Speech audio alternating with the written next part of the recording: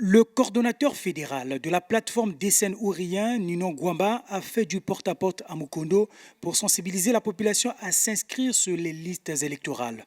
À cet effet, Nino Gwamba a distribué les dépliants d'informations afin que les habitants de ce quartier du 5e arrondissement de Brazzaville prennent connaissance de l'intérêt de s'enrôler sur les listes électorales. Vous savez qu'avant même que le ministère de l'Intérieur puisse initier la révision extraordinaire des listes électorales, nous avions la plateforme Desen Ourien avait déjà commencé à sensibiliser sur les enjeux du scrutin présidentiel de mars 2021. Aujourd'hui, nous avons pensé qu'il fallait que nous puissions descendre sur le terrain, que nous puissions mettre en place des équipes qui vont sillonner tous les quartiers de Brazzaville pour pouvoir inciter les populations à aller se faire enrôler. Mais sinon, cela reste de la sensibilisation.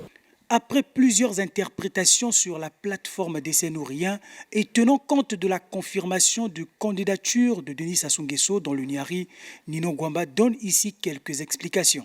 Nous avons fait l'objet de plusieurs critiques, de plusieurs attaques. Nous avons été attaqués de partout. Parce qu'en réalité, les Congolais ne comprenaient pas ce que cette dénomination voulait dire Desen Ourien. Mais aujourd'hui, je pense que les Congolais nous donnent raison parce que nous avons vu plus loin. Nous disions à l'époque, nous voulions passer un message au président de la République pour lui dire que nous n'avions pas besoin de dauphin.